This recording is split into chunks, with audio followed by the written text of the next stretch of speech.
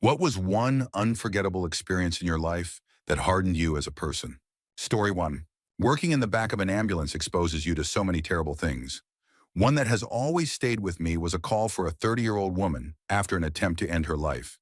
She jumped before we got there, but she was still conscious and very much alive.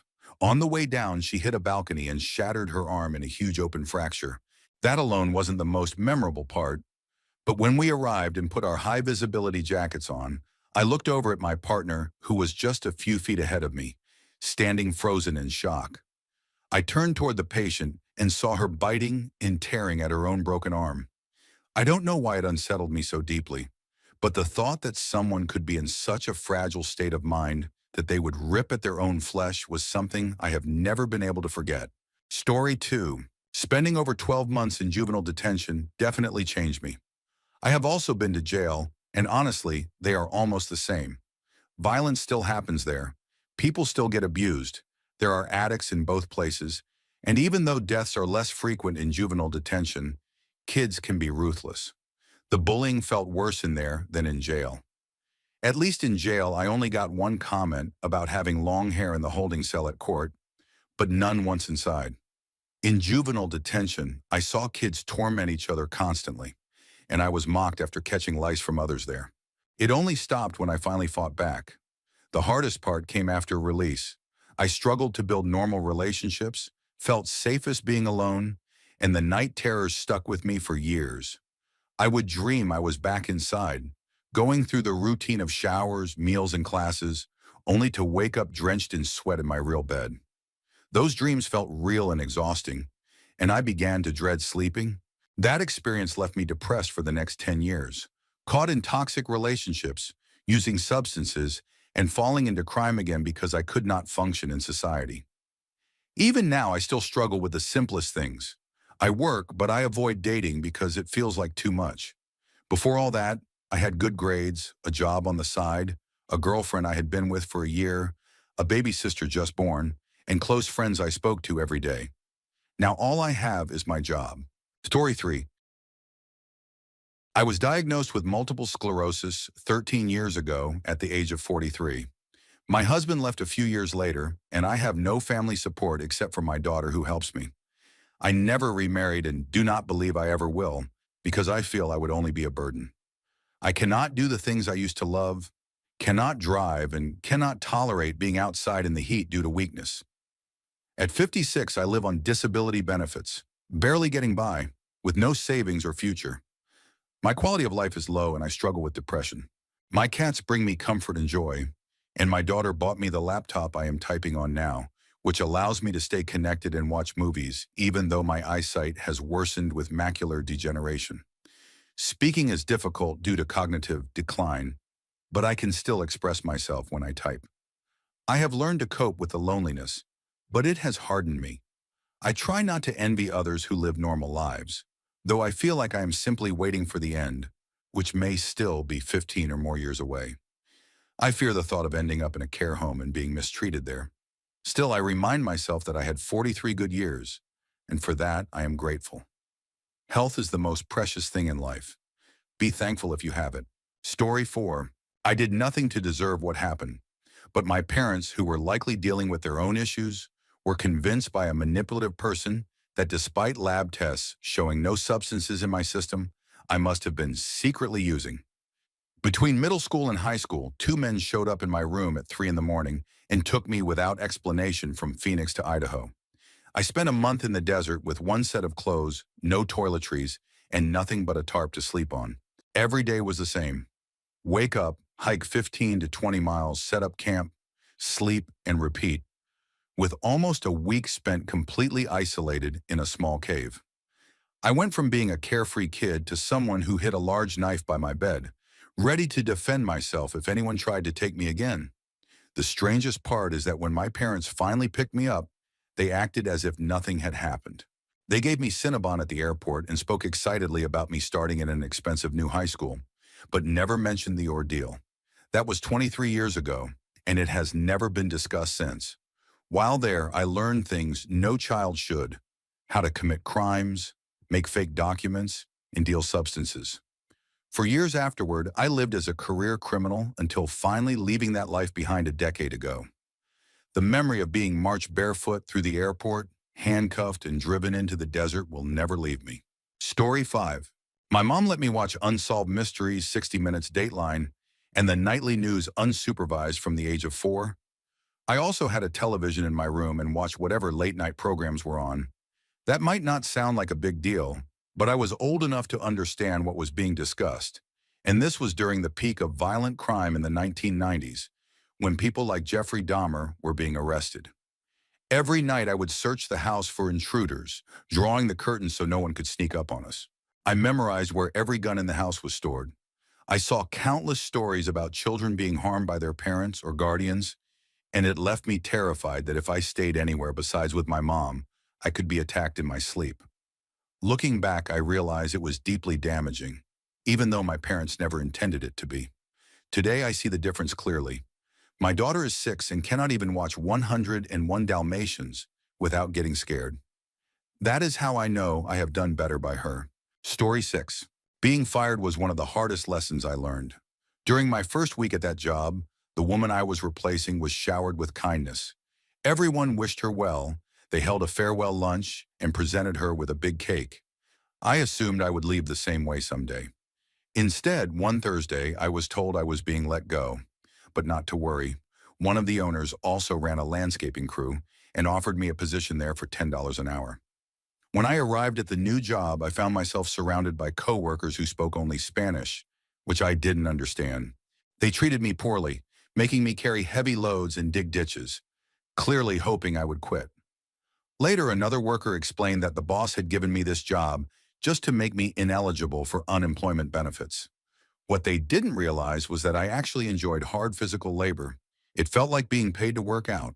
Still, the transition was jarring.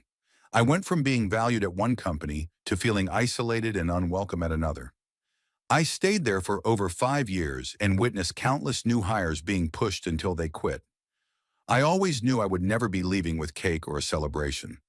Sure enough, in July of 2020, I was let go when the business downsized due to the coronavirus. Story 7. My youngest sister's birth changed everything for me. I was 14, and at the time we were homeless.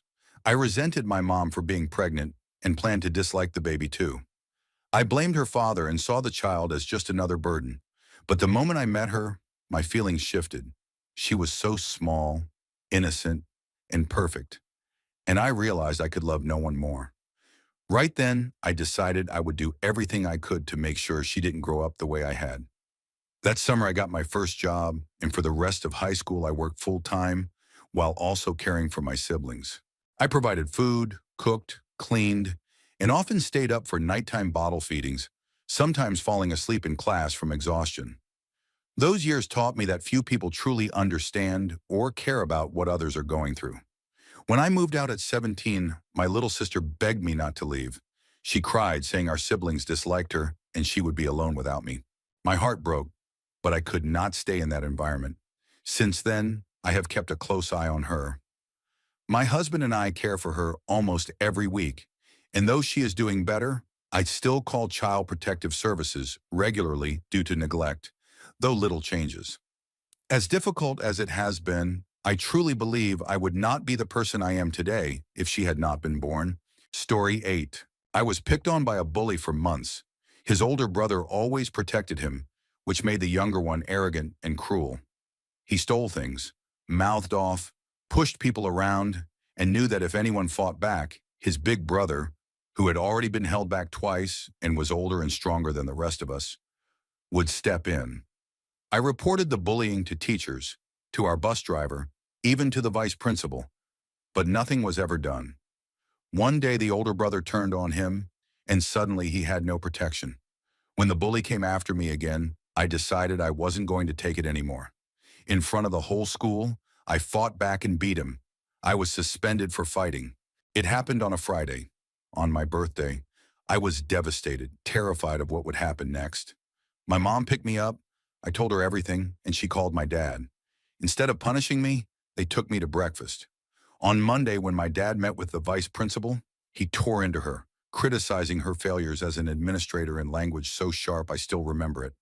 The bell rang while he was still speaking, and he dismissed me to class over her objections. That whole experience changed me. The adults who told me to come to them for help abandoned me. Only when I stood up for myself did the system suddenly come alive, not to deliver justice, but to silence me. Since then, I've had a problem with authority figures who demand accountability from others, but refuse to hold themselves to the same standard. I cannot abide hypocrisy, and I will never quietly accept injustice again. Story 9. The summer I turned 18, the father of my best friend barricaded himself inside his house. When the police tear gassed it, he put a .357 Magnum in his mouth and pulled the trigger. I spent 3 days breathing in the lingering tear gas while helping clean the place. We scrubbed blood and brain matter, including a 6-foot-wide puddle on the basement floor that had dripped down from above. You cannot imagine how much blood is in the human body until you see it spilled everywhere. And unlike in movies, when someone shoots themselves like that, they don't always fall immediately. He had apparently staggered several feet along the wall, leaving behind a long smear of blood, hair, and tissue before collapsing. Once the cleaning was nearly done, I walked through the house. He had been standing in the open doorway of a bedroom closet when he pulled the trigger. We had cleared out the closet and cleaned it, but never closed the sliding doors. When I tried to shut them, one stuck. Looking up, I saw something blocking the track. I pried it loose with my pocket knife, caught it in my hand, and realized I was holding a perfectly round piece of skull, exactly the diameter of the bullet.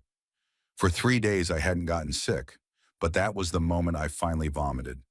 It happened 49 years ago this month, and I still remember it as vividly as if it were yesterday. Story 10. Finding my son gone from sudden infant death syndrome on the morning after the winter solstice shattered me. He was so stiff, so cold, that I could not even move his arms. He felt like a frozen doll. Unreal. He had been such a big boy for his age, nearly walking, with a strong chest, always smiling when I came to get him in the mornings. But not that morning. He had passed away on his side, and the blood had settled to one half of his body, leaving that side purple and red, while the other was pale white like porcelain. His lips were black, dry, and cracked. His eyes, half open, no longer shone bright blue but a cloudy gray, glazed and exhausted. In desperation, I began CPR, and his body expelled vomit into my mouth.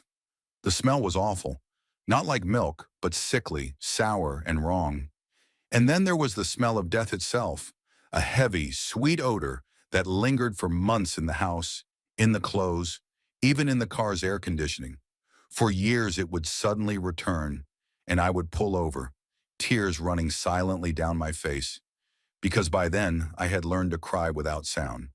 The grief aged me, left me wandering through life as if broken. It took over 10 years before I could let him go, but even now I am not the same. There is the me before and the me after. That is all that remains. Story 11. When I was 11, I rode my bike to a nearby park with tall wooden fences, some of them with small decorative holes. One fence surrounded a shallow pool meant for children. I noticed a grown man crouched on the opposite side of the fence, taking photographs through the openings. I kept biking, parked out of sight, and waited until he left. Unsure of what I had really seen, I told one of the lifeguards.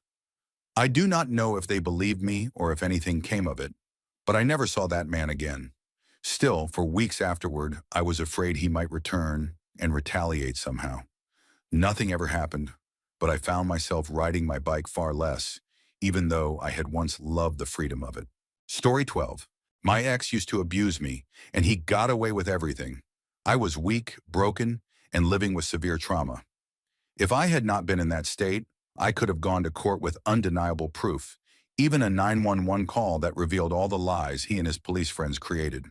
But every holiday season, especially Christmas, my favorite time of year, became tied to court dates and endless battles with him.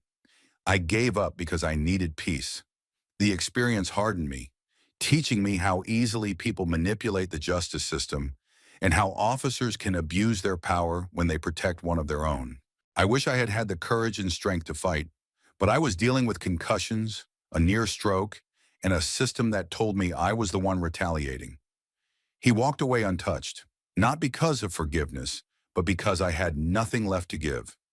I still believe officers need far better training in handling domestic violence cases, especially in separating friendship from justice. There is no such thing as retaliation when a woman shows up covered in bruises, finally ready to tell her truth, only to be photographed, dismissed, and told nothing can be done. Even now, I sometimes wonder who had access to those photos, and the thought makes me sick. Story 13. My ex used to corner me in the kitchen, screaming in my face and using threatening body language that made it clear he wanted to hurt me, but was just barely restraining himself. This happened weekly, sometimes daily. Hours of my life were spent frozen, dissociating, or trying to keep panic attacks at bay. He would point fingers in my face, crack his neck while glaring into my eyes, slowly pop his knuckles, spit flying onto me as he shouted. Anything I said only made it worse, but silence led to accusations that I didn't care about him, which sparked another tirade. There was no escape, no way to win. If I went against my nature and yelled back, suddenly he would burst into tears, and then it became my responsibility to comfort him and rebuild his ego. If I refused, the cycle began all over again. Eventually, he did escalate to physical violence. I did leave 2 years ago, but the scars remain. I cannot cry. I dissociate quickly at even the thought of being in trouble, and I do not trust others. Worst of all, I no longer trust myself. Story 14. Before the pandemic, I traveled often, by Canadian standards at least. I alternated between international trips one year and domestic ones the next. My last trip was in 2019. I began in Amsterdam, with the goal of eventually spending a month in Georgia. I never made it that far, but I still hope to see it one day. About 2 months into the journey, I reached a country on the Black Sea, traveling alone by train and bus. I stayed in a hostel in the capital, met some great people, and had a good time, until one night when everything changed. On my way back to the hostel after dinner, a club promoter stopped me, offering a free drink if I came along. It sounded harmless enough. At that point, I had a solid alcohol tolerance after 2 months of traveling, and I'd only had 2 pints of beer with dinner, so I felt fine. I don't remember anything after that free drink.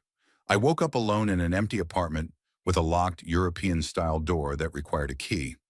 My jacket was missing, but I still had my wallet, phone, and a lucky coin I always carried. On the counter was a cigarette, which I smoked inside out of spite. From a balcony, I climbed onto the roof of a neighboring building and down into the courtyard, but the main door was locked. Searching for someone to help, I climbed another set of stairs, past rubble and debris, until I found a pair of Crocs outside a door. A confused but kind man opened up and let me out. I tried going to the embassy, but it was closed since it was Saturday. Back at the hostel, I discovered my passport was gone, and most of my money had been drained from my bank account. I went to 2 different police stations, but neither was helpful, though I did file a report. At one point, desperate for Wi-Fi, I begged a restaurant for help. The waitress listened to my story, gave me free water, and her small act of kindness nearly brought me to tears. That night, I wandered the city dodging stray dogs until I found a room around 2 in the morning. I spent the following week waiting for emergency travel documents before finally going home. That trip hardened me. It was the first time I realized how easily people will take everything from you without a thought. Since then, I've been far more wary of strangers, always bracing for hidden motives. Still, I hold on to the memory of that waitress who gave me water, and it keeps me from becoming completely cynical. Story 15. When I was 13, I caught my brother trying to take his own life with a belt around his neck and a bag over his head. I barely got there in time. I would not have even known what was happening if my sister had not heard faint choking sounds through the floor. His room was beneath the living room. That moment scarred her deeply, and it affected me too, more than I like to admit. Since then, I have struggled to maintain a relationship with him, but it made me far more mindful of others. You never truly know what someone is going through. Whether they seem cruel or kind, he is doing very well now, in such a different place, and I know that if I had not reached him that day, he would never have lived to see the bright future he has now. I love him deeply. The memory of that night still haunts me. but it also makes me love the people in my life even more because I know how fragile it all is. It humbled me, shaped me, and will likely stay with me forever. Story 16. I went through 3 years of pure misery. At home, I was abused, and at school, I was bullied, not only by other students, but also by teachers. It was so bad that the son of the main teacher who bullied me ended up working at the school just to be kind to the kids his mother had tormented. Those 3 years of my life were filled with constant yelling, name-calling, being hit, and learning how to duck blows. I went from being an outgoing, loving, and friendly child to someone who barely spoke at all. In kindergarten, I lived on base, and I was the kid who welcomed every new family, eager to make friends with their children. But by 18, when I met some of the friends I still have today, I barely spoke. They joke that it took 2 years to get me to open up, and now I never stop talking. Still, the transformation shows just how much damage can be done. Imagine what it takes to turn a cheerful extrovert into someone more closed off than most introverts they know. That kind of change takes real cruelty. Story 17. When I was 14, I was a punk. I got bullied just for existing, for being Asian in a neighborhood where racism thrived despite all its supposed diversity. I already carried anger from problems at home, so joining up with punks to fistfight skinheads nearly every week gave me an outlet. But it was also a gateway to worse things. After brutal fights, I often numbed myself with pills, drank until blackout, and likely endured injuries that should have sent me to the hospital. One morning, I woke up bloodied on a curb near a friend's neighborhood, and it hit me. If I did not stop, I was going to end up dead. I had always sensed that, but the rage and substances clouded my judgment. I still love the music and the message, but I cannot go back to that lifestyle. I am older now. Healing takes longer, and I would never keep up. Still, one thing has never changed. Neo-Nazis will always be nothing but human trash to me. Story 18. When I was around 10, I came across a magazine meant for kids that shared real stories about the world. In it, I read interviews with children freed from slavery in textile factories in Bangladesh. I read about tiger shrimp farming and how it destroyed local environments and lives. But the story that broke me was about how every year, massive corporations burn food worth billions to keep market prices up, even while people starve every single day. They could easily donate that food, turn it into a public relations campaign, even write it off on taxes and still profit. But they chose destruction instead. That day I lost something, my faith in humanity maybe. I think I even wrote a letter to one of those companies with my idea to donate food, but no one ever answered. I cared, and I still care deeply. To this day, I cannot understand how anyone can prioritize imaginary numbers in a bank account over living beings.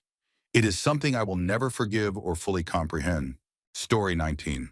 We lost our baby boy to sudden infant death syndrome when he was 8 months old.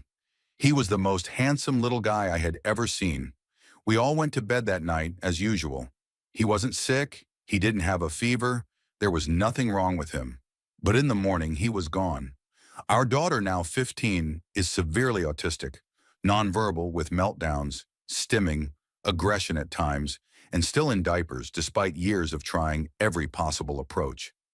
Doctors refuse to consider birth control to help manage her monthly cycle, and trying to explain what is happening to a grown woman with the mind of a child is nearly impossible. There are times when she still smears, and we are left to manage as best we can. On top of that, I served 3 tours overseas. I am not proud of what I did. I know I took sons away from fathers, and I took a lot from families in a war we all knew was meaningless. I struggle with thoughts that losing Austin was some kind of cruel karma for all of that. My childhood was no better. My mother left my father for another woman in the 1980s, in small-town Texas where everyone knew. My dad despised me because I reminded him of her, and my stepmother treated me like an outsider while showering her own kids with love. They skipped my birthdays, ignored my school events, even when my team went to state playoffs in football at the old Dallas Cowboys Stadium in Irving.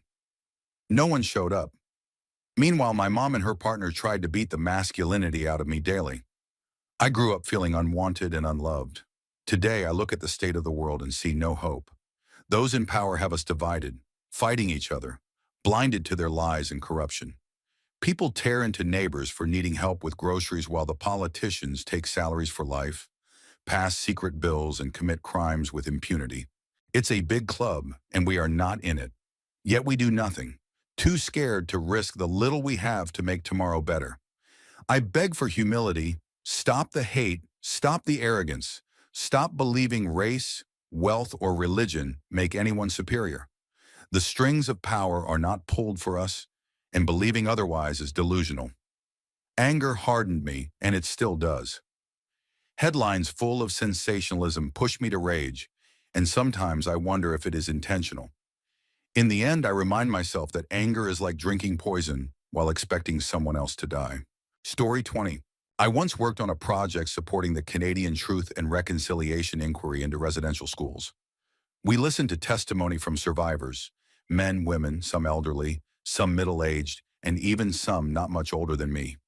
For context, these schools were institutions where Indigenous children were forcibly taken from their homes by the government, meant to assimilate them into Christian, English-speaking society. The last school closed in the 1990s when I was still a teenager. If I had been born Indigenous, I could have been sent to one. Most testimonies were of horrific but well-documented abuse: beatings, humiliation, punishment for speaking their own language, forced conversion, and worse. Patterns were consistent, corroborated by thousands of voices over decades. But one story broke me completely. An elderly woman recounted how she had been raped by a priest and impregnated. She was forced to remain in the school, and when she gave birth, the teachers immediately threw her baby into the furnace used for heating the building. She described in painful detail the sounds, the moments, the helplessness of listening as her child died. Hearing her speak those words shattered something in me that has never been the same. Story 21. When I became a teacher at a high school inside a juvenile prison, I quickly realized that the way disadvantaged youth are portrayed on television is misleading. Some truly did grow up without parents or supervision, essentially raised in the streets. But just as many came from families and still became predators. Many would be released only to reoffend and end up in adult prisons. A frightening number showed no care at all for their victims, and when combined with an inability to control their anger, it became a deadly mix. The S offenders were different. They were usually quiet and well-behaved in class, but when you looked in their eyes, there was something unsettling there, something hard to ignore. Many of them reoffended as well. I also learned firsthand that the courts are not harsher on minorities than on others. They are harsher on the poor. Whether white or black, if you were poor, you faced longer sentences. I saw poor white trash serving years longer than wealthy kids from affluent neighborhoods who committed the same crimes. A rich school shooter who didn't kill anyone received 18 months. A poor school shooter who didn't kill anyone received 6 years. Both were white. The difference was money, not race. I also realized that no TV show or movie has ever given a truly realistic picture of prison life. Story 22. I once had about $100 to my name, and I needed to make it stretch. My brother, let's call him George, has always struggled just to function, and when the family got together for dinner at a buffet, everyone was expected to pay for themselves. George couldn't afford it, and he began looking around for someone to cover him. I gave in and paid, even though it was a huge sacrifice for me at the time. A different brother had generously covered the cost for us all to attend a concert together afterward, which was thoughtful. But when we got to the venue, George disappeared. After searching, we found him at the concession stand with two $14 beers, cigarettes, and fries, spending at least $40. I was stunned and hurt. Life was incredibly hard for me then. I had just lost my job and had no financial security. That moment opened my eyes. I realized George was like the stranger outside a convenience store spinning stories for money. Since then, I've been far less sympathetic and do not give to people who beg, even when they ask for food. Story 23. My home life was never perfect, but I didn't realize how much it had shaped me until I went to college. There, I met my first real love, and the relationship, though it only lasted 6 months, completely changed me. We originally matched on Tinder in 2019, but nothing came of it until months later when I had started college in a city 2 hours from home. He reached out, and soon we made plans to meet. He seemed perfect. His looks, personality, and intelligence were everything I thought I wanted. At first, it felt magical. We spent weekends together. He asked me to be his girlfriend, and I said yes, even though I knew it was moving too fast. Raised by a single mom and a controlling grandmother, I had no example of healthy love, and I didn't realize the warning signs. Within weeks, he was telling me he loved me, talking about a future, and showering me with affection. Classic love bombing. Then out of nowhere, he went through my phone and found old photos I had sent to someone long before we met. From that point, everything shifted. He manipulated me, gaslit me, and the relationship turned into a cycle of chaos. He would break things, scream, and nearly leave me countless times only to pull me back with crumbs of affection. I became dependent on him, losing myself completely. The breaking point came one night when I went to his house after work. He refused to let me in, flipped me off through the window. Then when I pleaded, he punched me in the face, breaking my nose. Afterward, he comforted me as though nothing had happened, then soon after told me he was leaving the state. The relationship ended, but the damage remained. It took me 3 years to research, learn, and process what had happened. I lost 40 pounds, fell into depression, and tried substances to cope. I've recovered in many ways, but I still carry the scars, physical and emotional. I haven't been able to fully connect with anyone since. Yet as painful as it was, the hardened parts of me have given me strength and awareness I never would have had otherwise. Story 24. When I was 16, my mom kicked me out of the house with nowhere to go. I was the youngest of 3 children. My brother was 5 years older, my sister was 3 years older, and they shared the same dad, while mine was different. Both fathers left when we were very young. By their teenage years, my brother and sister were already in trouble with the police and caught up in substances. When I was 14, my brother overdosed and died, and that loss shook me. I went from being in the top classes at school to sliding into the middle ones, and I left with 5 I's and 4 D's on my exams. Not long after, my mom thought the best thing she could do was make me homeless. I didn't speak to her again until I was 23. No family member reached out to me. I slept rough for a couple of nights before ending up in a youth hostel, and slowly I built myself up from there. A few years later, my sister also overdosed. I never went down the path of substances or crime, but it took me more than a decade before life felt remotely safe or normal. 20 years later, I have a good job, make good money, and have children of my own. My mom sees them once or twice a month, but I keep her at arm's length. I will never trust her to care for my kids, and we have never spoken about why she chose to throw me out. Story 25. At 19, my abusive mom made me homeless. My sister was abusive too, and my mom always favored her. With nowhere else to go, I ended up with my husband, and I stayed in that relationship for 14 years. It was a different kind of abuse, subtle and controlling, so much so that I didn't recognize it for what it was until near the end. He wasn't violent and rarely raised his voice, but he constantly humiliated me, made cruel jokes at my expense, and controlled my life in ways that cut me down. He convinced me I was terrible at managing money, when in truth, I'm doing excellent now, and he's the one buried in thousands of pounds of debt. No one offered me real help. My dad told me to leave because he knew I was unhappy, but neither he nor his family offered me a place to go. I didn't realize it was abuse. I only knew I was miserable, so I never went to the council or domestic abuse charities for help. Friends reached out once I left, but only for gossip and then disappeared again. Now in my 30s, I am only just learning the things I should have learned in my teens and 20s. I've tried to make new friends, but paranoia and lingering trauma make it hard. I suspect I'm living with PTSD.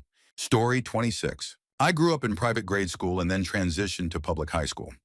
I had always been a straight A student with a good upbringing, and before that, I lived a sheltered life where I thought everyone was good and no one would ever hurt me.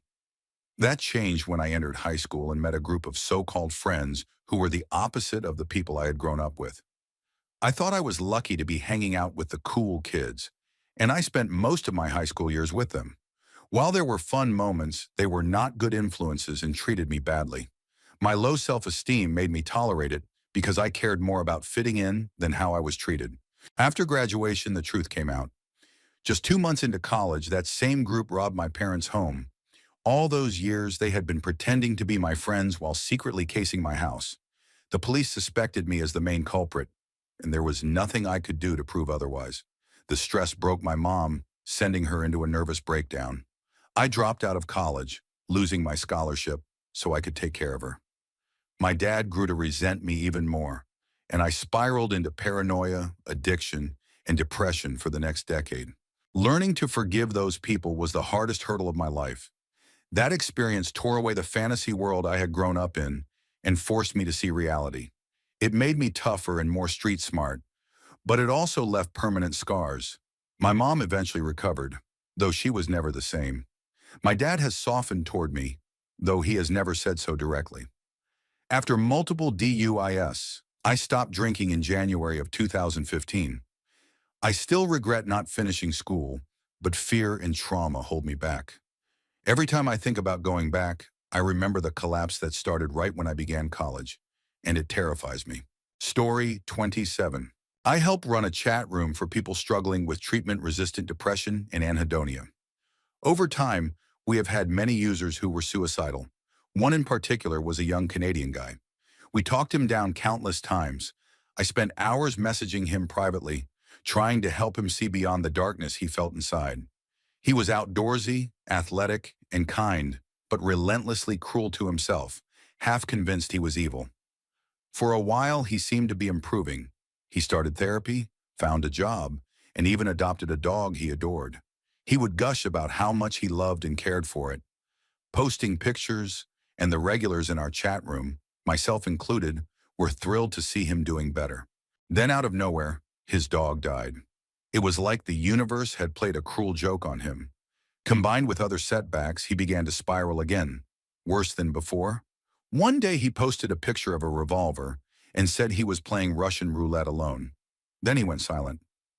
I panicked. He had always refused to share his personal details, afraid someone would get him committed. But I dug through his old posts and pieced together who he was. I called the local police. They went to his house, but by the time they arrived, he was already gone. Later, another moderator accused me of causing it, that maybe when he heard the police at the door, he pulled the trigger out of panic. I'll never know the truth. What I do know is that I became too emotionally invested in trying to save him, in something I could never fully control. I once wanted to be a therapist, but after this, I don't think I have the strength for it. Story 28. In my 20s, I was working toward a PhD, all but dissertation.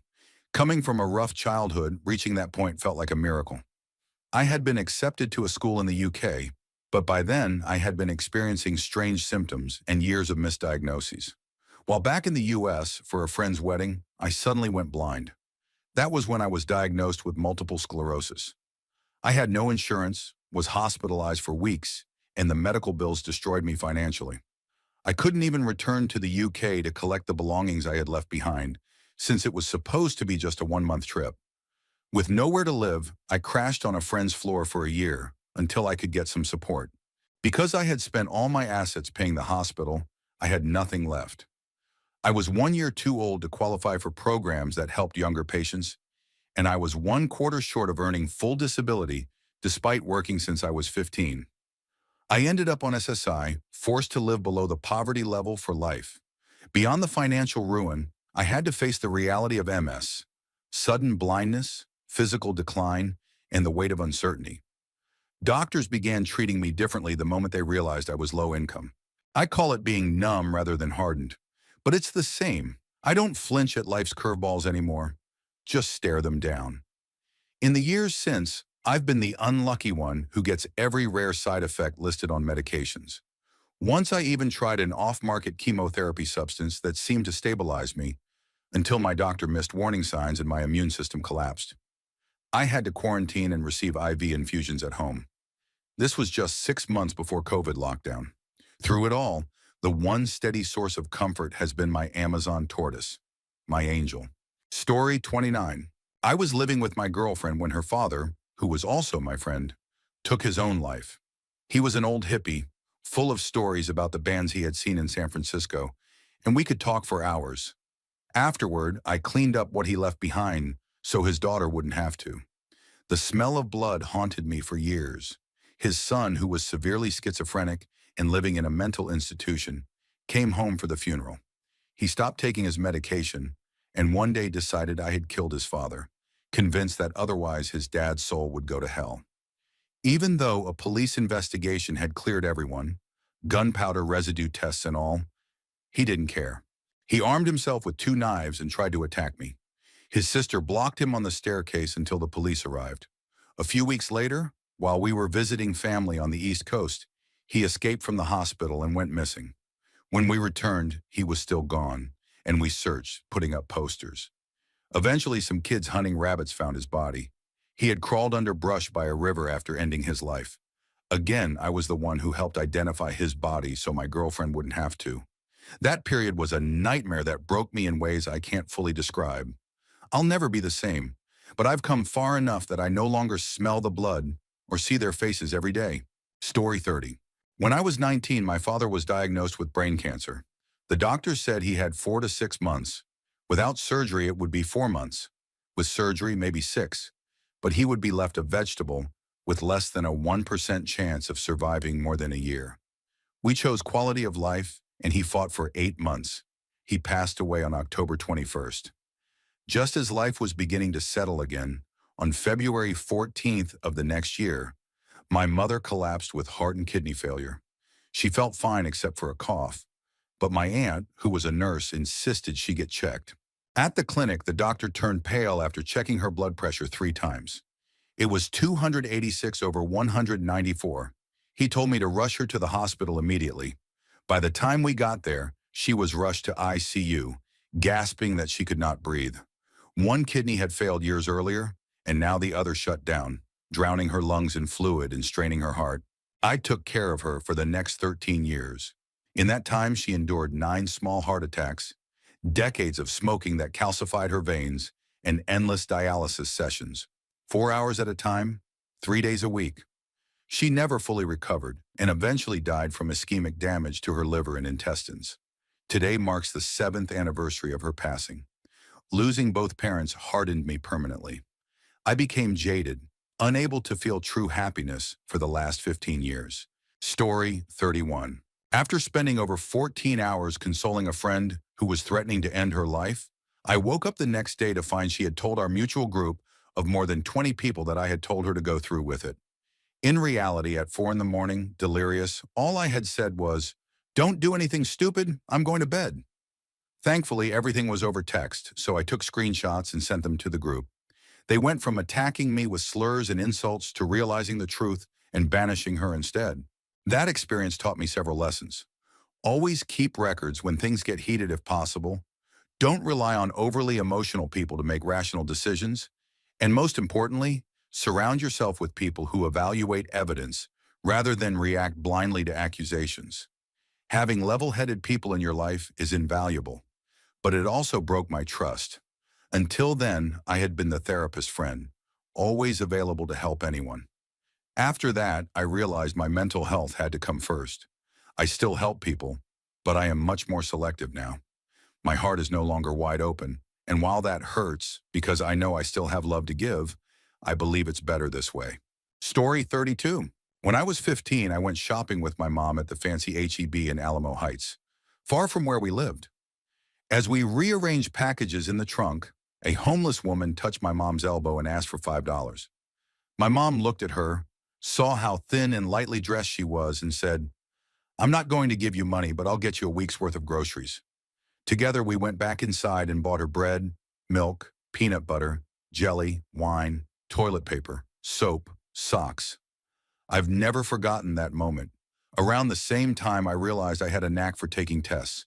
When asked how I did it, I explained that I went with my first instinct, double-checked my marks, then turned it in. One teacher told me to sit at my desk longer and shuffle papers, because everyone thought I was cheating. That hurt me deeply. I knew I could replicate anything on the spot if asked, but the idea of hiding my ability just to make others comfortable made me furious. For a while I did as she asked, then stopped.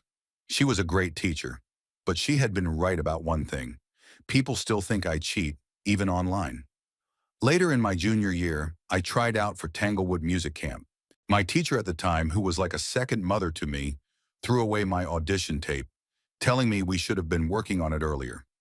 Still, I got into Boston University for academics and auditioned for their band, earning 5th chair. Weekly challenges allowed me to climb to 2nd chair, competing against others. My private teacher, who was 1st chair, laughed when I asked if I could be a music major. He pointed down the line, showing me that nearly everyone there was a music major. He let me sit in on his lessons with a member of the Empire Brass, giving me priceless experience. What I learned from those years is simple. Get a second opinion, believe in yourself, and put in the work. Even the people you look up to can be wrong. Tough moments can drive you to be better. Story 33. It wasn't one single event, but the pandemic as a whole changed me in ways I never expected. I lost a friend to COVID. She was transgender, the first transgender person I had ever really known. And she had endured so many awful experiences seeking medical care where she lived that when she got sick, she refused to go to a doctor. I believe she could have survived if she had sought treatment, but I also understand why she didn't. On top of that, people around her didn't care enough to take precautions that might have protected her and others. Watching her die and watching how people around me reacted opened my eyes. I realized how little so many people actually cared about whether others lived or died. I saw how selfish most people became when it truly mattered. I witnessed a stunning lack of empathy in people I had once thought better of. I also saw how dangerous and corrosive extreme political media on television and radio really was. It was even worse than I had believed before.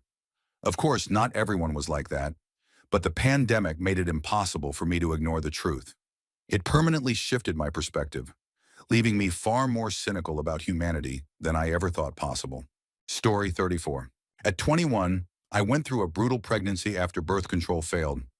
I lived in a state where abortion was criminalized, so I had no choice but to carry to term. I suffered from hyperemesis gravidarum, constant vomiting so severe it nearly sent me into preterm labor. My boyfriend insisted he was totally clean, yet somehow during this time, I also contracted herpes. Not a single family member or even my boyfriend offered real support. Because society loves to mock women like me, I kept it all inside. I ended up needing a C-section, but since no one wanted to help me, I never healed properly. Postpartum psychosis followed, and I became convinced that ending my life was logical. When I sought medical help, the doctor reported me to Child Protective Services. A social worker arrived at the clinic while I was there with my baby, and suddenly everyone in the building knew. The case was dismissed, but I felt humiliated and hopeless. To make matters worse, I had to return to work with my newborn just 2 weeks after surgery during the COVID outbreak. Privileged mothers judged me harshly, but none of them knew what it was like to have no choice. All this came shortly after escaping a violent relationship where I had been held hostage and beaten so hard I still have memory problems. The police dismissed me, and my father even shook my abuser's hand, saying it was understandable because I didn't know when to stop talking. Around the same time, I cut contact with my abusive mother, who was unsafe around the baby. I carried everything alone. Years later, life has improved, but I am not the same. I doubt I ever will be. Story 35. Once, my roommate and I found a stray puppy outside Walmart. We couldn't keep her in our dorm since she wasn't potty trained, and the local humane society was closed until Tuesday. We decided to let one of my roommate's acquaintances watch her for the day. We posted about the pup on Facebook, hoping her owner would see. But by Tuesday, things turned strange. The acquaintance started acting oddly over text. When we said we were coming to get the dog, she suddenly claimed she had found the owner. She sent us a shaky video of some random man holding the puppy and thanking us. But the puppy didn't look happy or excited at all. Then she blocked us everywhere. Social media, phone, everything. About a week later, a mutual friend told us she was posting the puppy on her Instagram stories.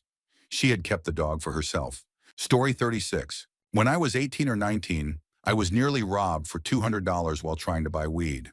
I was naive and should have seen it coming. A group of guys came out of the woods just as the dealer pulled up. Almost immediately, I was struck in the head with a billy club, but somehow I managed to run. I barely knew the guy who had set up the deal. He was just a friend of a friend, so I didn't know if he had set me up. It turned out he hadn't, and they broke his jaw. While running, I passed out in the woods and woke up with my face in the dirt. When I came to, I realized I was behind the house where I had been partying earlier. I went inside through the back door, and the girls started screaming when they saw me. I thought I was just sweating, but my hoodie sleeve was soaked with blood. At the hospital, I needed stitches and still carry the scar above my eye. The other guy's dad blamed me for his broken jaw, but I had been terrified. We were outnumbered 8-2, and my body chose flight over fight. I felt guilty for leaving him, but we didn't stand a chance. In the end, the attackers were punished through the justice system. I received updates and requests to testify, but I never participated. It was 3 hours away, and I just wanted to forget. Story 37. In school, I had a friend a year younger than me. We both got picked on a lot and found comfort in each other's company, hiding out in the library. One day when I was 12 and she was 11, she told me her stepdad was abusing her. I didn't know how to handle it, so I told her form tutor. After that, she barely spoke to me. I had broken her trust. I moved on, found new friends, but I always said hello when I saw her. She always looked sad, always alone. 2 years later, she came up to me in the canteen and asked to talk. She was terrified because her stepdad was being released from prison. I gave her a hug and tried to reassure her, but I didn't do much else. 2 days later, she ended her life. I was likely the last person she reached out to. I've had countless sleepless nights since, haunted by the thought of what more I could have done. That moment changed me forever. Story 38. I got my first period when I was 12, in the middle of a school day. My mom was neglectful, and when the school called to ask her to pick me up because I had bled on my chair and was crying, she didn't come. I spent the entire day bleeding through my clothes, too embarrassed to sit down, standing in classes while boys mocked me. I begged for help, but none of the girls had pads yet, and none of the teachers carried any. There was no nurse's office in my underfunded school. My grandma picked me up at the end of the day. That experience left me deeply ashamed of my body and my womanhood. Later, after being assaulted by an abusive ex, the shame grew. At 21, I developed anorexia and lost my period for a year. At the time, I was relieved. It felt like that dirty part of me was gone. But when my health improved and my cycle returned, I realized it was actually a sign of life, of healing, of survival. Now I see my period as something beautiful, proof that my body is still fighting for me. What I once hated has become something I love. Learning to embrace it has been an act of rebellion and self-love. Transforming shame into pride has made me stronger. Every day I thank God for a body that has survived so much and still carries me. My trauma taught me to love what once made me hate, and that transformation is one of the bravest things I've ever done. Story 39. In the fall of 2018, when I was 18, I got a call from my uncle in Florida. He told me my dad was in the hospital, close to death from drinking. I was given power of attorney, and at 18 years old, I had no idea what that even meant. Part of me was disgusted. I had never gotten a diaper, a birthday card, or even the slightest effort from him in my entire life. But another part of me thought, he's still my father, and what kind of person would I be if I didn't try? The first time I saw him in the hospital, he was 3 times his normal size, swollen and jaundiced, so yellow it looked like he had bathed in highlighter fluid. He didn't even recognize me. Still, I told him, regardless of what took you away from me, I'm here now. I'll be here until you're healthy again, and I love you because you created me. He spent a year in the hospital and eventually received a liver and kidney transplant. I visited him daily, used every bit of money I had for gas, food, and comforts for him. Twice he flatlined and was revived. His ex-wife even suggested letting him go, especially since I would have received $500,000 in life insurance as the beneficiary. But I refused. He was still my dad. After his transplant, he became like a new man, grateful for everything I had done. Eventually, I went to basic training and graduated in February 2020. Through all of training, I never got a single letter from him. When I called, he never answered. On graduation day, my mom told me he wasn't coming. Through tears, all she could say was, "I'm sorry, he just didn't want to see you." That was when it hit me. I had done everything for him, and he still did nothing for me. I should have known better. Part of me still feels I should have pulled the plug. Story 40. My mother eventually left because my father was abusive. After that, I became the one he targeted. This went on for a long time. One day after a particularly violent incident, I finally reached out for help.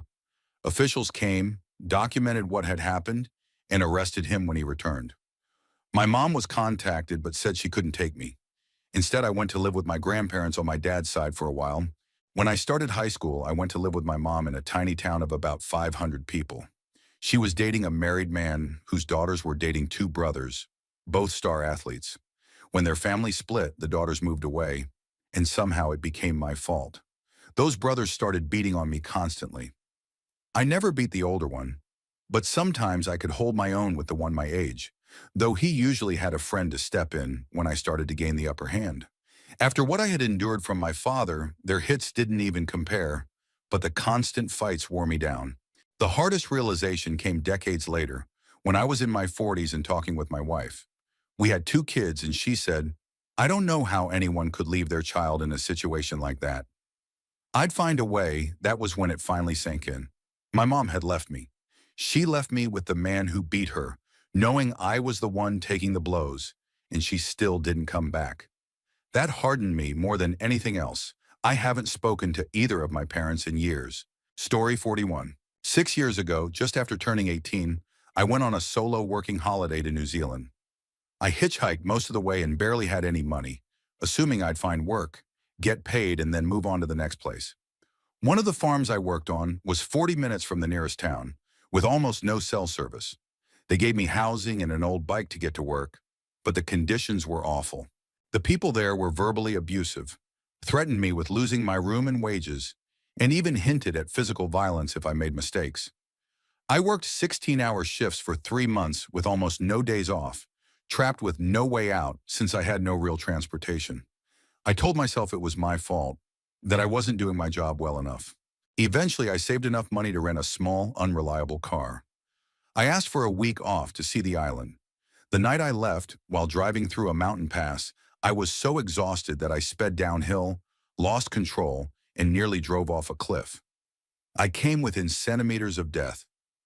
On the drive to my hostel afterward, it hit me that what I had endured wasn't just tough work, it was exploitation, close to slavery. I went back, collected my belongings, and never returned to that farm. That experience changed me. I still carry mental scars, but it gave me the strength to never let anyone treat me or others unfairly again. I don't think I could ever return to that part of the world without those memories flooding back, but in its own way, the experience shaped me for the better. Story 42. It's hard to point to just one experience because I was born into dysfunction. Nearly everyone in my family struggled with mental illness, and it spread into my own life as well.